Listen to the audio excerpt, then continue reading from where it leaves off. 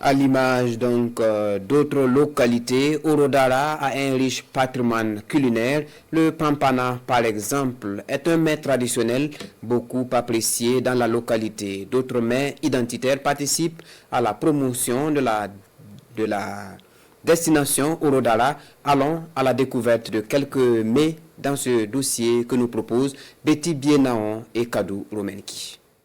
Du thau à base de pois de terre à la sauce sésame appelée clamboile, du pampana également à base de pois de terre et du couscous de patates douces appelé kwabi. Ce sont entre autres les mets traditionnels et identitaires de la province du Kénédou, des mets qui occupent une place de choix dans ce restaurant de Dame Traoré.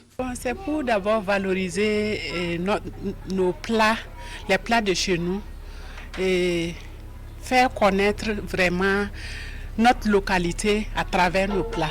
Dans cette école de la cuisine traditionnelle, l'on apprend bien plus qu'une recette. Par exemple, quand tu es en train de faire le kwabi, si tu n'es pas trop contente ou bien si on veut t'annoncer, il y a une mauvaise nouvelle qui vient, c'est compliqué que ça prend. Voilà, quand tu mets à la vapeur, c'est compliqué que ça prend.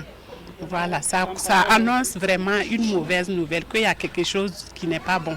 Un ensemble de facteurs déterminants pour réussir la préparation de ces mets locaux. Et puisqu'il y a des mets locaux qui sont en voie de disparition, c'est une occasion de demander aux vieilles dames qui détiennent toujours les secrets des préparations de ces mets locaux-là, d'initier la génération future.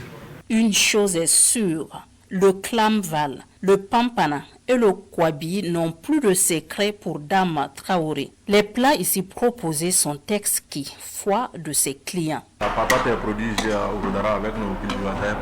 Donc, nos femmes aussi, elles prennent et ils transforment ça. Et puis, on mange aussi, et puis c'est très bon.